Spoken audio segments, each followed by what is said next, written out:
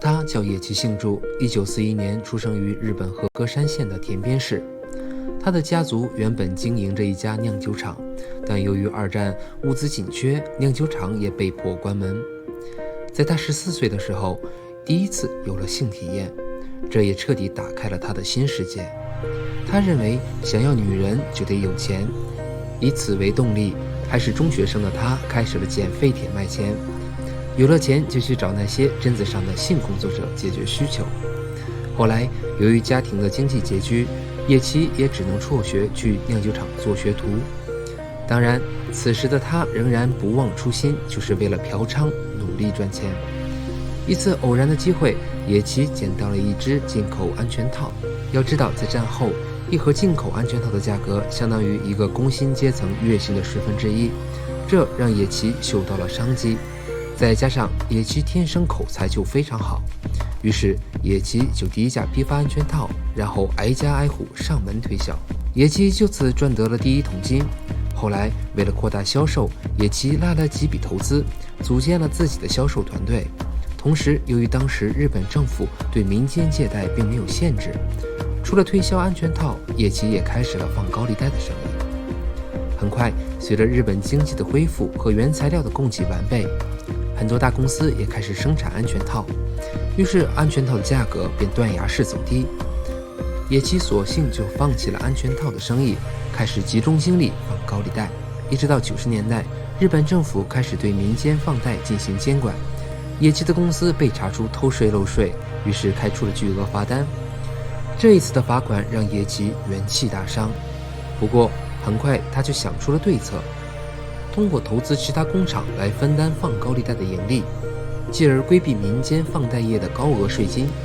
到了2000年，野崎的个人资产已经达到了30亿日元。有钱了，你猜他会怎么花？开头就有说过了，他赚钱的唯一动力就是为了女人。有了钱之后的野崎每天都流连于烟花之地，再加上出手阔绰，妥妥的钻石王老五，于是他就有了一个响亮的外号——济州的唐璜。济州指的是野崎的老家和歌山，而唐璜指的是古代西班牙的风流贵族唐璜。据他本人自己说，他一生一共睡过了4000个女人，也为这些女人花费了30亿日元。野崎一生一共经历了3次婚姻，当然这都是超能力惹的祸。今天我们只说第3任的致命人妻，她叫须藤早贵，1996年出生于北海道。她自称是一名化妆师，可阅片无数的同学们似乎也曾在某些成人影片中发现过她的身影。周围的人也透露过，她曾经也被人包养，而且对牛郎店情有独钟。2017年12月，须藤在东京的一家酒吧认识了野崎，只是在人群中多看了一眼，已经76岁的野崎立刻就被身材高挑、凹凸有致的须藤吸引，并放话一定要和他结婚。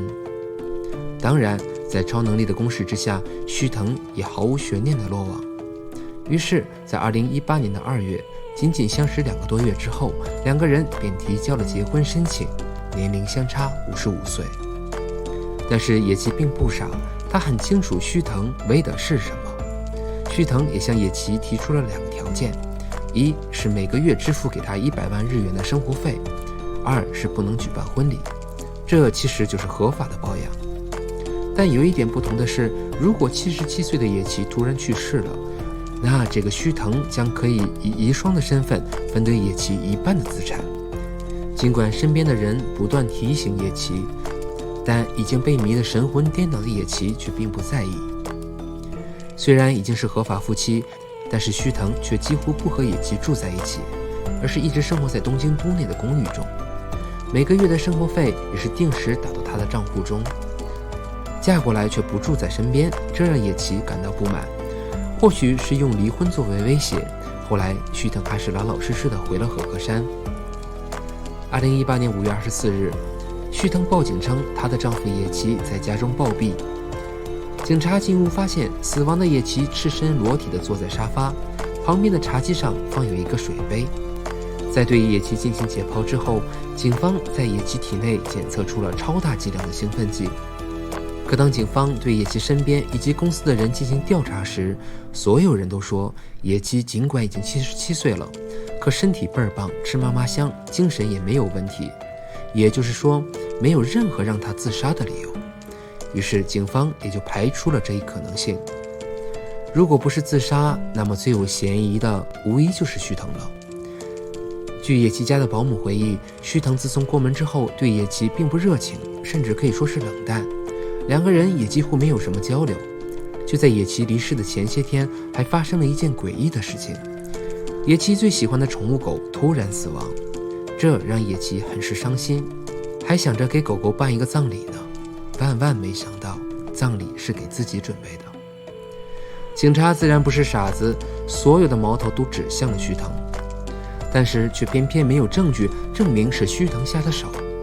无奈警方也只能暂停对须藤的调查。更让人气愤的是，在野崎的葬礼上，须藤不但没有半点假装的难过，甚至心情大好，不断玩着手机和周围人说笑。那可不是吗？野崎死亡之后，须藤便继承了他的遗产，包括2家公司，成为了这2家公司的代表，并获得了3500万日元的现金。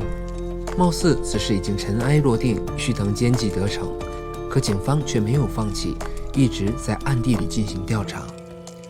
事发3年后的2020年，警方通过不懈努力，终于发现了一段须藤购买兴奋剂的视频，再加上对须藤手机的信息的复原，坐实了他购买兴奋剂毒杀野崎的罪证。